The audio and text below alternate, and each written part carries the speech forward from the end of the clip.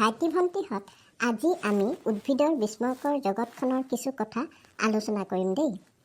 আজি আমি বিভিন্ন পতংগভোজী উদ্ভিদ বা মাংসাহাৰী উদ্ভিদ, ইংৰাজীত যাক কয় কাৰ্নিভাৰাছ প্লাণ্টছ বা কি বুলি কয় এইটো ইনচেক্টিভাৰাছ প্লাণ্টছ বুলিও কোৱা হয়। এই বিষয়ে আমি কিছু আলোচনা কৰিম দেই। Today will discuss about the various carnivorous plants. আমাৰ বেছিভাগৰে মনত এটা ধাৰণা আছে যে উদ্ভিদ বা গছ লতিকাই কাৰো একো লোকচান নকৰে, বৰং মানুহ বা আন প্ৰাণীসমূহেহে গছ গছনি বা উদ্ভিদৰ লোকচান কৰে। কিন্তু উদ্ভিদেও যে প্ৰাণীৰ জীৱন নাশ কৰিব পাৰে সেই কথা বহুতে কিন্তু নাজানে। গতিকে সেই বিষয়ে আজি আমি আলোচনা কৰিব বিচাৰিছোঁ। যি উদ্ভিদ বা গছ লতিকাই পোক পতংগ চিকাৰ কৰি খায়, এনে উদ্ভিদবোৰক মাংসাহাৰী উদ্ভিদ বা পতংগভোজী উদ্ভিদ বোলে। ইংৰাজীত কোৱা হয় কাৰ্নিভাৰাছ প্লাণ্টছ বা ইনচেক্টিভাৰাছ প্লাণ্টছ। এতিয়া এই প্লাণ্টছবোৰ সাধাৰণতে বা এই উদ্ভিদবোৰ সেমেকা বা তিতি থকা ঠাইত গজে। এনেবোৰ মাটিত সেই উদ্ভিদবোৰৰ উপযুক্ত পৰিপুষ্টি নাপায়। সেইবাবে এনে উদ্ভিদবোৰে কি কৰে, পানী চিকাৰ কৰি নিজৰ পুষ্টি সাধন কৰে। বাকী পৰিপুষ্টি বা নিউট্ৰিশ্যনবোৰ মাটিৰ পৰাই সংগ্ৰহ কৰি লয়। এই উদ্ভিদৰ পাচন তন্ত্ৰবোৰ যথেষ্ট মজবুত হয়। সেইবাবে ইহঁতে কিছু কঠিন বস্তুবোৰো খাই হজম কৰিব পাৰে। বিভিন্ন ধৰণৰ মাংসাহাৰী উদ্ভিদ দেখা যায়, যেনে পিটফল ট্ৰাছ। এনে উদ্ভিদক পিচাৰ প্লাণ্টছ বুলিও কোৱা হয়। অসমীয়াত যাক আমি কলচী উদ্ভিদ বুলি কওঁ। এনে কলহবোৰত জুলীয়া বা তৰল পদাৰ্থ এবিধ ভৰি থাকে। সৰু সৰু পোক পৰুৱাবোৰে সেই তৰল পদাৰ্থবোৰত খাবলৈ আহি ডুব যায়। কিছুমান এনে উদ্ভিদৰ ঢাকনিও থকা দেখা যায়, আৰু ঢাকনি এখন থাকে আৰু সেই ঢাকনিখন উদ্ভিদটোৰ ভিতৰত সোমোৱাৰ লগে লগে বন্ধ হৈ যায়, আৰু এনেকৈ পোকটোৰ মৃত্যু হয়।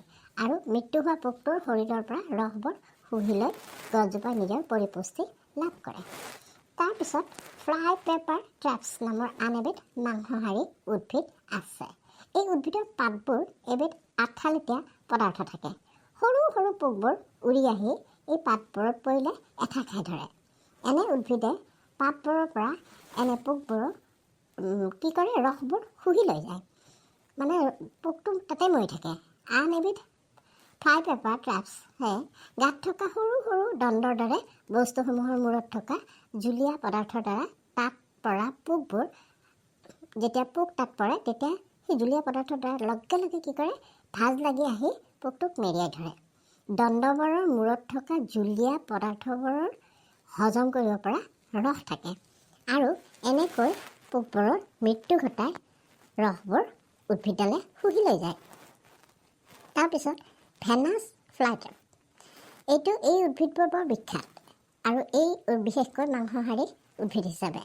এই উদ্ভিদৰ পাতবোৰ মুখৰ দৰে থাকে। যেতিয়াই কোনো কীট বা পতংগই আহি পাতবোৰৰ ভিতৰত সোমায়, তেতিয়াই লগে লগে কি কৰে, পাতবোৰ মুখৰ দৰে জাপ খাই যায়, আৰু ভিতৰত পোকটোৰ মৃত্যু হয়। আৰু তেতিয়া তাৰ ৰসবোৰ উদ্ভিদডালে শুহি লৈ উদ্ভিদডালে পৰিপুষ্টি লাভ কৰে। কিছুমান এনে পতংগভোজী উদ্ভিদ পানীৰ তলতো কিন্তু থাকে দেই। এনে পতংগভোজী উদ্ভিদৰ কিছু ডাঙৰ আকাৰৰ কিছুমান দেখা যায় পতংগভোজী উদ্ভিদ।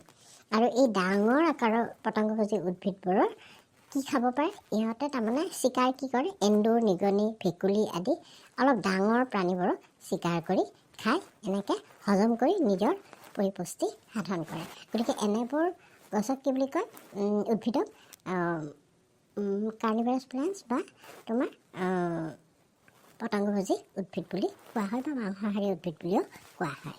আজি এইখিনিলৈ আমি আলোচনা কৰিলোঁ, নহয়নে বাৰু?